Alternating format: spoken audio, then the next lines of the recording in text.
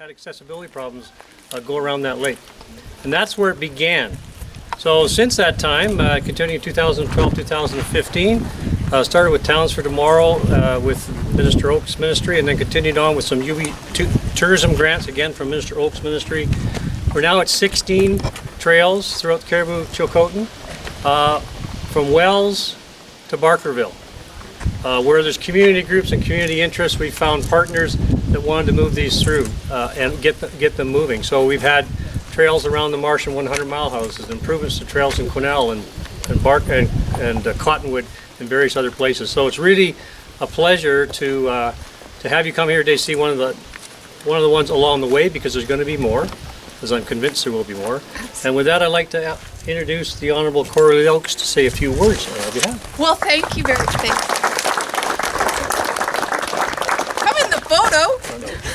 I just want to truly say I am so honored to be here today, and with so many faces here that are such an important part of the Cariboo. I'd like to recognize our fabulous team here from the Consul General's office for China in Vancouver. Thank you for coming and visiting us today. Thank you. And for all of the many dignitaries here that represent local government from across the Cariboo and the North, I think that this is no better space for moving things forward in the Cariboo, the interior, and the North. It sends a very powerful message about what this location here in Barkerville means for the entire region, but more importantly for the entire province of British Columbia. And I want to compliment the Cariboo Regional District for having this great initiative to understand the significant importance of accessible trails. Because we have this vision, the Cariboo Regional District has this vision to be the most accessible area in all of British Columbia, and in fact, why not for all of Canada? For being accessible, allowing that opportunity for folks to participate and experience what we truly have the opportunity. It is truly my delight to be here with you all. This is truly my most favorite place, I think, in the entire world. So it's nice to be here. And with so many people from local government here, my next big opportunity is to make sure Cabinet has a meeting here. And I will commit to working on that to make sure my boss knows how significantly important this site is for all of British Columbia, and in fact, let's go for UNESCO and make sure it is a heritage site for all of the world. So thank you very much for coming, everyone. So at this time, I'd like to call upon Area Director John Massey. This is John Massey's area, to say a few words, and also the past chair of the Barkerville Trust that just happened a few minutes ago. So with that, how about John? Yeah, thanks, Al. Yeah.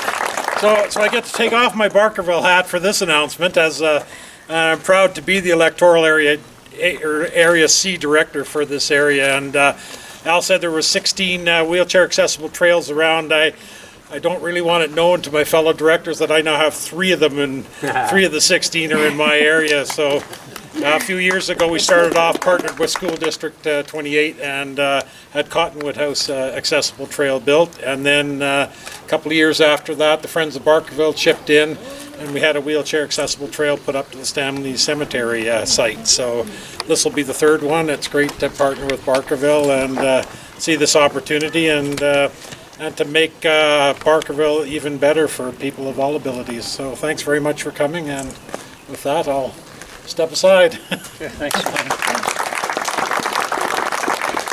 And of course, a man that doesn't need a lot of introduction, a former councillor in the city of Prince George, long list of things with regards to agriculture and moving things forward, and an educator by trade. The current chair of the Barkerville Heritage Trust, Mr. Don Basserman.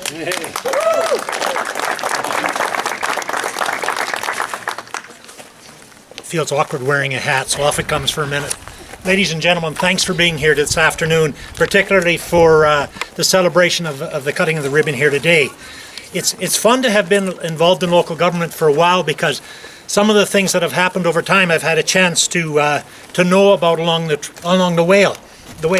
Tatleoko Lake with Director Bracewell, and that trail was a series of partnerships, particularly between mining and trail building. Think about that.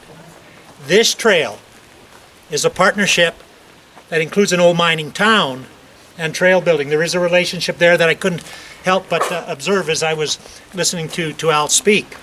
The important thing, though, is the collection of players who made this possible have demonstrated leadership and partnerships.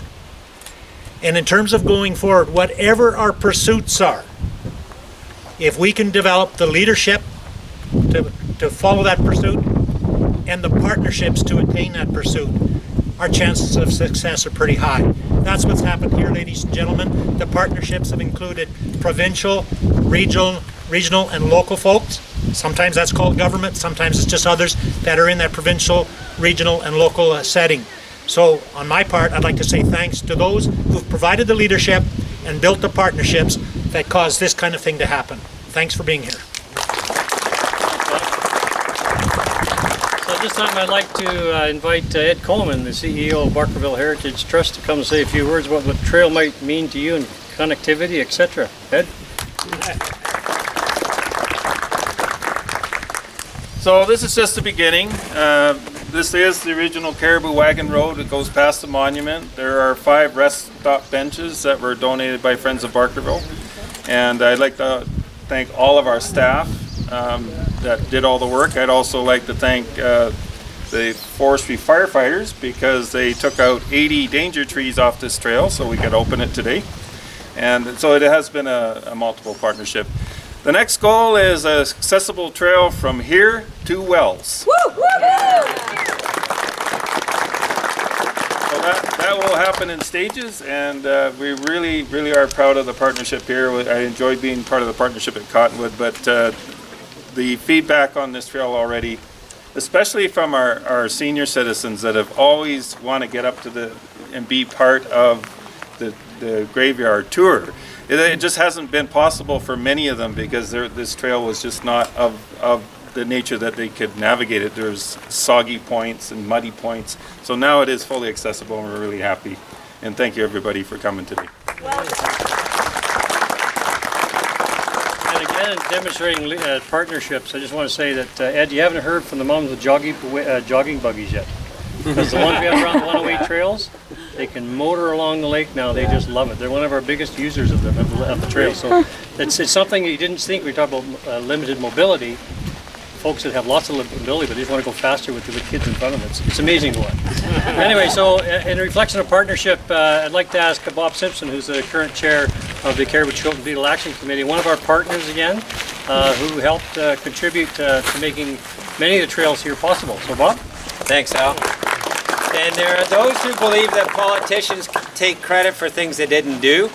And in this case, it's absolutely true. I'm taking credit for something I had nothing to do with. I'm the new chair of the Caribou Beetle Action Coalition, and the previous chair and board, Mitch is here, Mayor Mitch Kamsel is here, and others from that previous board, decided that accessible trails was something that was fundamental to the economic activity in the entire region.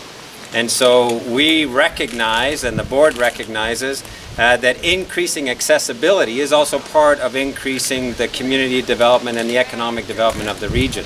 And I know on behalf of the CBAC board, we are happy to be part of this. But I want to recognize Ed Coleman's leadership in this, not only here, but as a leader in one of the first accessible trails in the Cottonwood House area with the school district. And I think the idea and the vision that Ed brings to projects like this really advances the ability for people to access our heritage sites in the case of Cottonwood House and here. And so it's a privilege to be one of the partners and a representative for one of the partners today. So thank you, Ed, and thank you to the Barkerville Trust and all of the other partners that are named there. I have one question though. If you look at the sign at the bottom that says bears in the area, travel in a group, make noise, and to keep small children with you, is it to take the small children along as an offering to the bears or what? I'm a little confused by that. Thank you, everybody. So the last task we have to do, and it's certainly an enjoyable one, is to cut a banner to celebrate.